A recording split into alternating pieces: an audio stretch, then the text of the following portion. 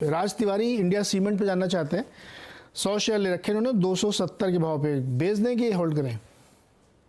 बेच देना बेहतर रहेगा क्योंकि यहाँ पर ट्रेंड निगेटिव है, लोअर टॉप लोअर बॉटम बन रहे हैं और अगर आप बने रहना चाहते हैं तो एक बहुत ही पास में स्टॉप लॉस लगा के रखिए।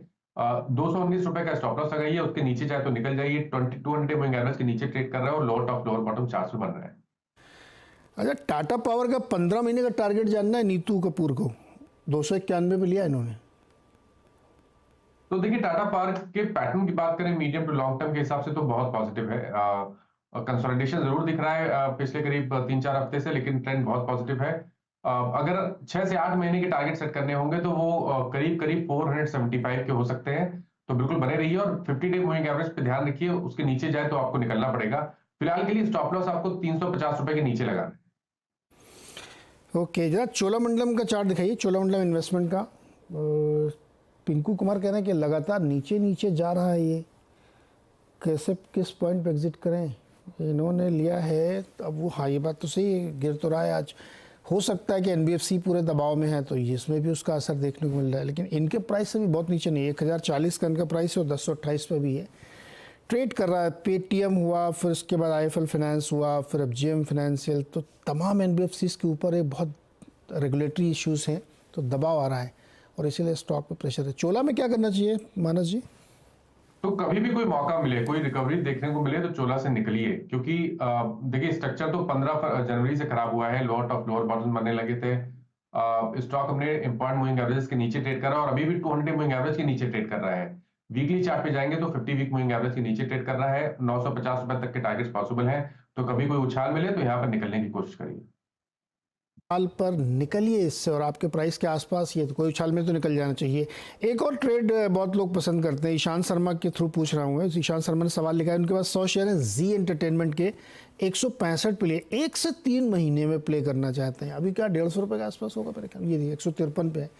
क्या जी में किसी प्रकार का ट्रेड बनता है क्या, कोई दिखता चार्ट पे आपको?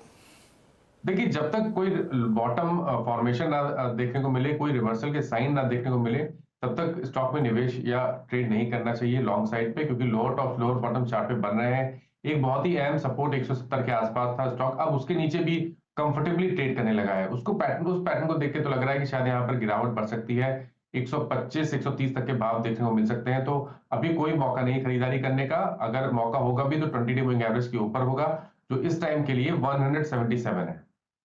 हाँ, जो खबरों में बहुत रहते हैं ना शेयर, हर दिन एक खबर आती है उसमें, उस पर थोड़ा सा मुश्किल है। मतलब मुझे नहीं लगता कि कोई भी दुनिया में उसका एनालिसिस कर सकता है कि जिसमें हर दिन एक नई खबर आ जाए। तो फिलहाल ऐसे शेयरों से आप लोग थोड़ा दूर रहें।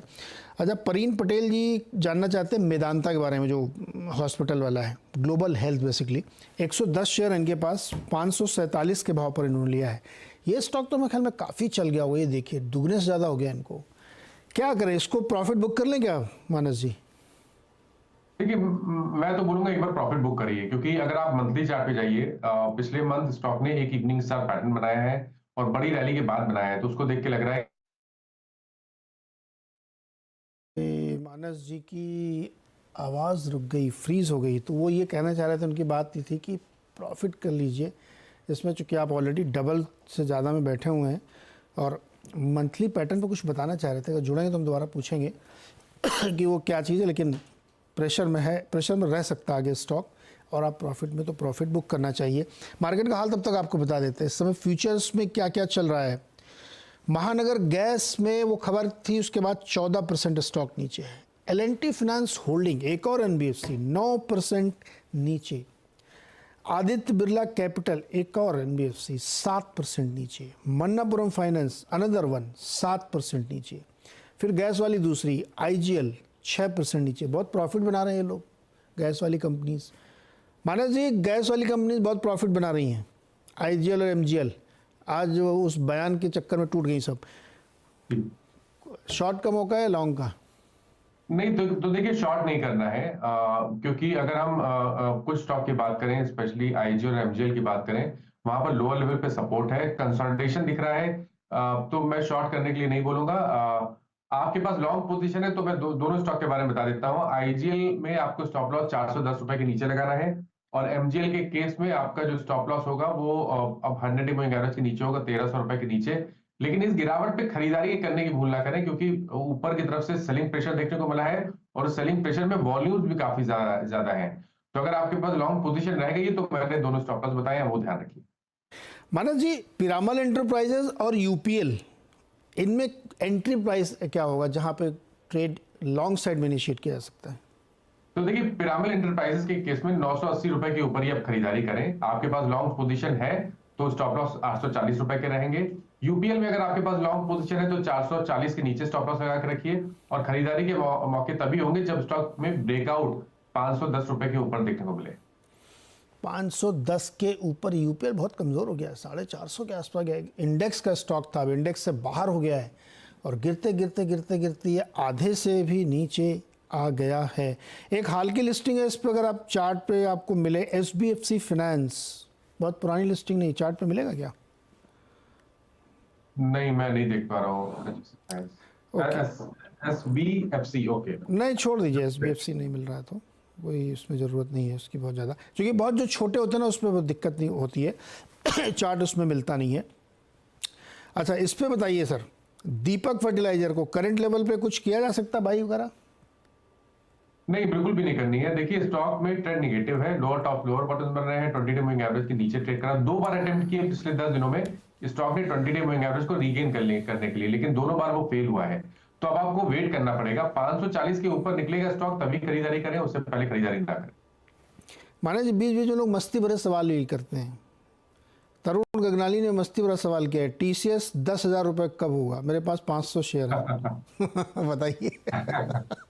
नहीं, तो देखिए, ये तो कहना थोड़ा मुश्किल है लेकिन मैं आपको ट्रेंड बता देता हूँ। ट्रेंड तो बहुत पॉजिटिव है। अगर हम लॉन्ग टर्म चार्ट पे देखें तो अभी स्टॉक ने कुछ टाइम पहले ही 2022 के हाईज को ब्रीच किया है, कंसोलिडेशन दिख रहा है। और आईटी स्पेस में अगर कहीं पर जो हैवी वेट्स है उनमें निवेश करके रखना है आने वाले 1 साल के लिए, तो वो डेफिनेटली टीसीएस होगा ही होगा।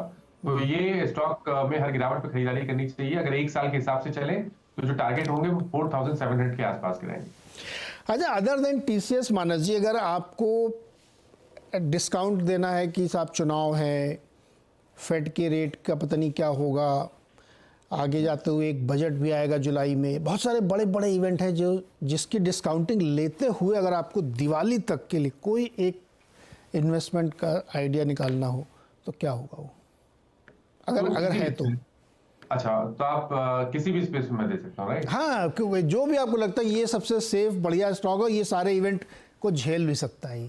जी, तो देखिए, पहले तो स्पेस की बात कर लें। मेरे ख्याल से ऑटो एक ऐसा स्पेस है जहां अभी भी बहुत पोटेंशियल लगता है, और मेरे ख्याल से बजट आने के बाद भी ये स्टॉक दौड़ेगा जरूर, ये सेक्टर जरूर दौड़ेगा। एक स्टॉक इस क्षेत्र में लेना होगा तो मेरे ख्याल से बजाज ऑटो एक ऐसा स्टॉक होगा जहां पर अभी भी आप खरीदारी कर सकते हैं। अगर स्टॉक 2 व्हीलर स्पेस में होगा तो बजाज ऑटो होगा, और अगर 4 व्हीलर स्पेस में होगा तो वो अब मारुति रहेगा, जहां पर पोटेंशियल बहुत लगता है। तो बजाज ऑटो में अगर हमें 6 से 8 महीने के टाइम फ्रेम के हिसाब से टारगेट सेट करने होंगे, तो मैंने पहले भी अभी थोड़ी देर पहले बताया है 9,700 रुपए तक के टारगेट पॉसिबल हैं। और अगर हम मारुति की बात करें और 6 से 8 महीने की बात करें तो यहाँ पर आपको करीब 12,600 12,700 तक के टारगेट्स देखने को मिल सकते हैं। तो ये दोनों स्टॉक है, और ये स्पेस ऐसा है जहां पर शायद बजट के बाद भी आपको मूव देखने को मिल जाएगा ऊपर के साइड। ओके, इसमें मारुति में एक दुविधा दूर करिए।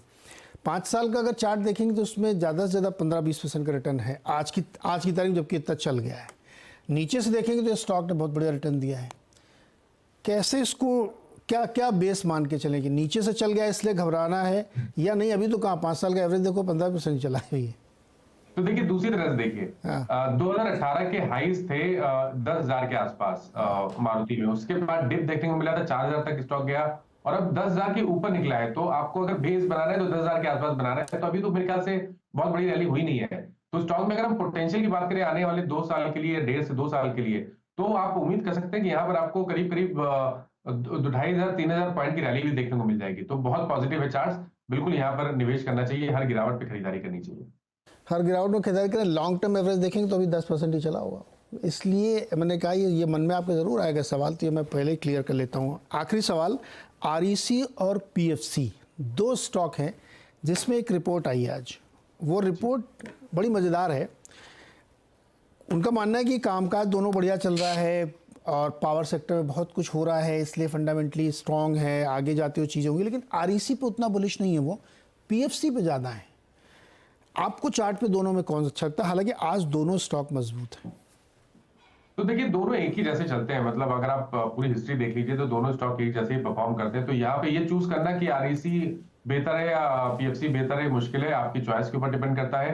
लेकिन अगर हम दोनों स्टॉक के ट्रेंड की बात करें तो दोनों स्टॉक के ट्रेंड बहुत पॉजिटिव है और मैं भी बहुत बुलिश हूँ। अगर आने वाले 3 से 6 महीने की बात करें तो मेरे ख्याल से आरईसी में आपको 610 तक के भाव देखने को मिल सकते हैं, और पीएफसी की बात करें तो यहाँ पर आपको 530 540 तक के भाव देखने को मिल सकते हैं। तो दोनों का ट्रेंड पॉजिटिव है, दोनों स्टॉक में आप निवेश कर सकते हैं, लेकिन 6 से 8 महीने का टाइम फ्रेम रखना पड़ेगा। बता दें कि मनी कंट्रोल पर दिए गए विचार एक्सपर्ट्स के अपने निजी विचार होते हैं। वेबसाइट या मैनेजमेंट इसके लिए उत्तरदायी नहीं है। यूजर्स को मनी कंट्रोल की सलाह है कि कोई भी निवेश निर्णय लेने से पहले सर्टिफाइड एक्सपर्ट की सलाह लें।